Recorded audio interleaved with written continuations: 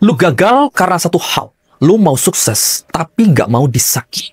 Lu nanya, kenapa hidup lu nggak maju-maju? Karena lu terlalu lembek buat disakiti, terlalu rapuh buat ditempa, terlalu lemah buat dibentuk. Lu pingin sukses, lu nggak mau hancur dulu. Lu pingin kaya, tapi nggak tahan sakitnya proses. Gue bilang sekarang, lu yang lu takutin bukan gagal. Yang lu takutin adalah lu sadar bahwa lu sebenarnya lemah. Lu ngarep masuk market, klik satu tombol, terus jadi kaya.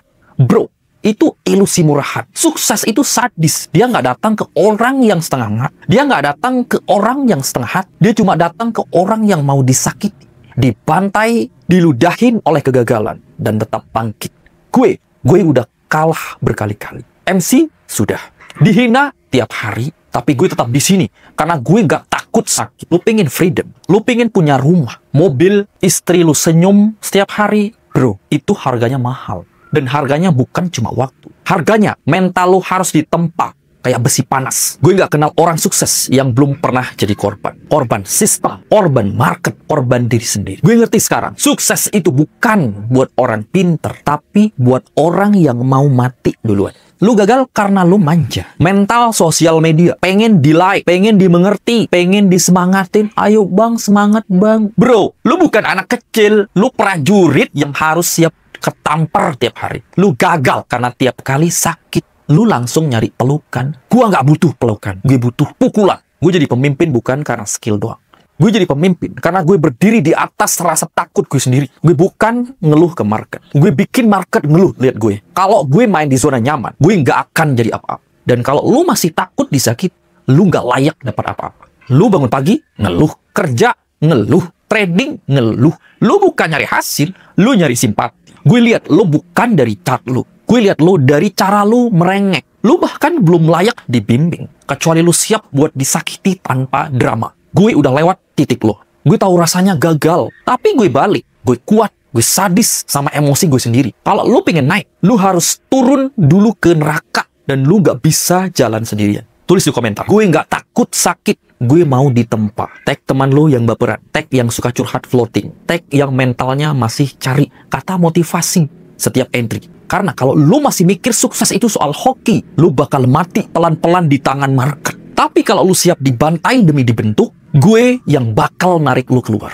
Lu gagal karena gak ada yang takut kehilangan lu di market. Lu sadar gak? Market gak akan peduli kalau lu MC. Broker gak akan berkedip kalau akun lu lenyap. Trader lain bahkan gak sadar kalau lu udah gak ada di dunia ini. Gak ada yang takut kehilangan lu. Karena lu gak ngerti apa-apa di dunia ini.